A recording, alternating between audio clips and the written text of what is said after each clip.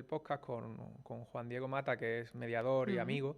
Él decía que los padres tenían que entender que ellos tenían más herramientas para solucionar su conflicto que un juez, que un tercero. Efectivamente. Y que tenían que entender eso, ¿no? Que al final ellos tienen muchas más herramientas para solventar sus conflictos que un tercero, ¿no? Efectivamente. Y es que, además, nuestros hijos, hablo ya en general, ellos no han escogido que los padres nos divorciemos. Pues al menos hay que darles ejemplo para que puedan comprender y entender y ver cómo sus padres se entienden y dialogan.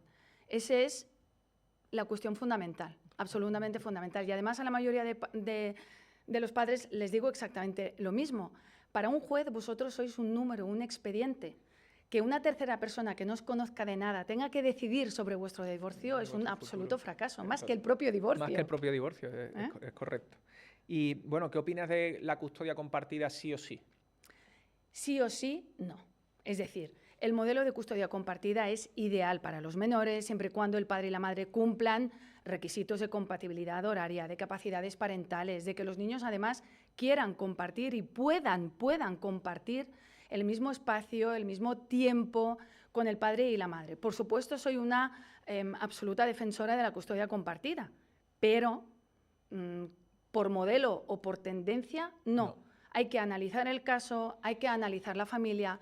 Faltan recursos, no tenemos juzgados especializados en familia, quiero decir, la jurisdicción de familia más que juzgados especializados, que sí que es cierto que en demarcaciones judiciales existe y otras no, convirtiendo a los ciudadanos en primera y segunda categoría, porque ese ciudadano que no puede disfrutar de una especialización en su caso en cuestión, pues obviamente hay un riesgo enorme de que no se analice con el mismo prisma que un juez especializado, ¿no? Entonces, por ese motivo siempre intento reconducir al diálogo, al entendimiento y además provocar reuniones a 4. El abogado contrario, su cliente, mi clienta o el cliente, yo. Estás llevando la mediación, ¿no? Por ponerla entrecomillado, al proceso de divorcio. Y cuando te ves entre medio de esos procesos de divorcio donde se introduce a los niños con esos conflictos de lealtad, padre-madre, que nunca sabes por dónde pueden tirar, ¿cómo solventas eso? ¿Cómo le hablas a tu cliente para que se intente solventar eso? Con absoluta sinceridad. Es decir, yo he tenido clientes y clientas, papás y mamás, más que clientes y clientas, no me gusta esa palabra, ¿no? Padres y madres en los que cuando veo que ellos están obcecados en un objetivo que es dañar al otro progenitor sin tener en cuenta los intereses de sus hijos, les ayudo a entender que quizá necesitan gestionar correctamente esas emociones y les derivo a un psicólogo. Porque el psicólogo ayuda a gestionar las emociones y el sentimiento de rabia acumulado y el sentimiento de decepción o los celos porque ha aparecido una tercera persona.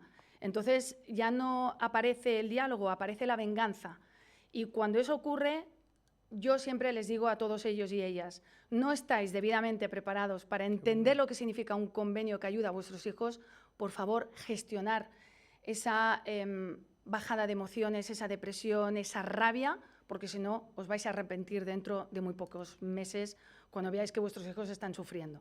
Me parece genial lo que has dicho sobre derivar a un psicólogo, ¿no? Antes de seguir con el proceso, que eso el otro día lo hablé, ¿no? con una psicóloga abogada, sí.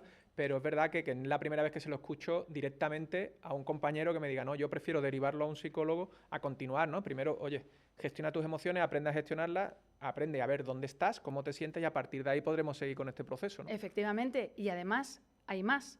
Cuando detecto que el papá o la mamá sufre en aquel momento o durante un tiempo un desajuste emocional demasiado acentuado o una inestabilidad psicológica o psíquica, mejor dicho, sí. Si no vamos en el mismo camino y no se deja ayudar, yo renuncio a su representación. Es fundamental eso. Absolutamente. Que el acompañamiento vaya de la mano. Claro. Absolutamente. Y no es que yo imponga. Lo único que hago es que él o ella entienda lo que supone beneficiar a los menores. Claro. Los abogados y abogadas expertas en familia sabemos perfectamente cuáles son los límites. Sí. ¿Qué podemos conseguir en una sala de juicios o no? No, está claro. Ir contracorriente es también, además, desprestigiarte.